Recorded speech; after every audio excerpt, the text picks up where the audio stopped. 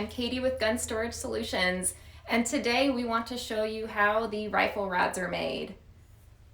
You can see them back here, storing our long guns in the safe. Now this may just look like a plastic stick to you, but I'm telling you a lot of thought, research and development, trial and error has gone into making this a refined product. So today Kevin and Todd are going to take us for a little tour through the factory. We're going to talk about the materials that we use, the molding process, and how exactly we get the hook coin on the end of the rifle rod.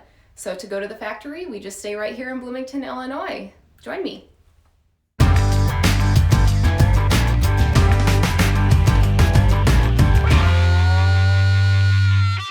Hey, we're back at the factory. I'm here with Todd. Todd made me clean out my warehouse last week, so I wanted to show you one of the early rifle rods. Not the very first one, but when we first started making these, they weren't as strong as they are today.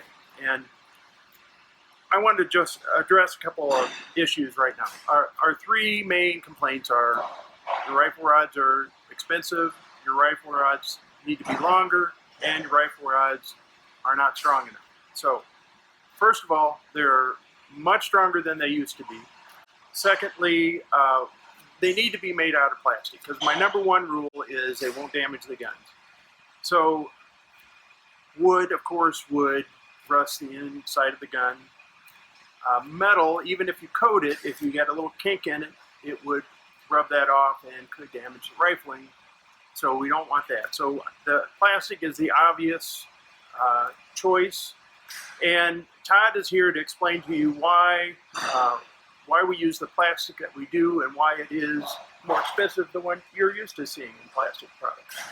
Right. So a lot of people don't realize that there is a wide variety in the types of plastic that exist in the world. From the cheap plastics they use to make containers that you drink out of to more expensive heavy-duty plastics that are made to be used in industrial environments where they're roughed up quite a bit.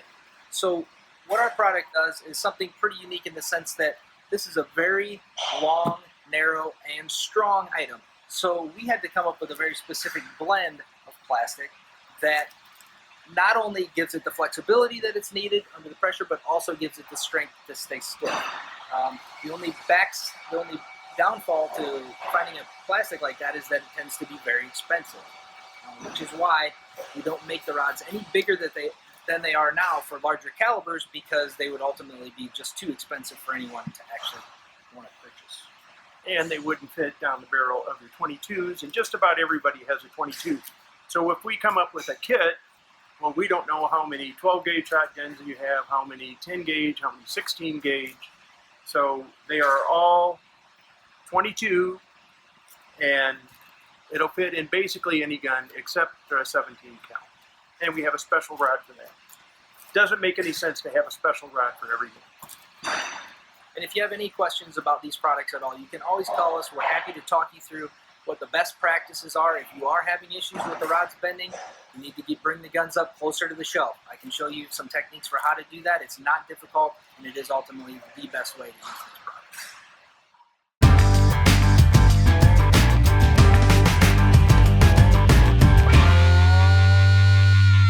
Hi, this is Todd with Gun Storage Solutions.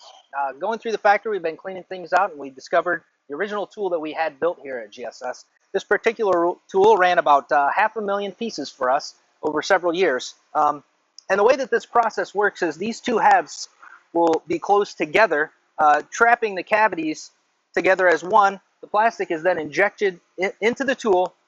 The tool is then open, and the parts are ejected out. The process itself is, because it's under so much pressure and it is moving molten liquid through it, it tends to deteriorate these cavities over time. Over the lifetime of this tool, it went through several different changes. We added cavities to it, we hardened the steel, we changed the design a little bit, we had to add material and then cut it back out to make the rods even stronger and more effective. As then we retired this tool and built a new tool. Our newest tool is 8-cavity tool. It has a hardened surface to help protect both the cavities and the face of the tool for longer. So we're hoping to get at least 2 million parts out of that tool. It is currently running right now. So we are going to continue to make all of these designs stronger and stronger Given the restrictions that we want the rods to be able to fit a .22 caliber and anything larger, we are constantly looking for different ways to improve the rifle rods. And as the technology for molding, as well as the material manufacturing process, continue to advance, we hope to stay at the cutting edge of those things and to make the absolute best rifle rods that we can make for our customers.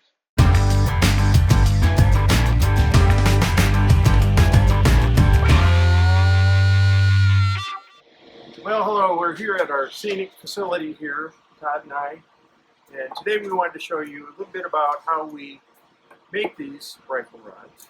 And today we're going to show you our ultrasonic welder. I'm going to tell you a little bit of the history about how they became ultrasonically welded.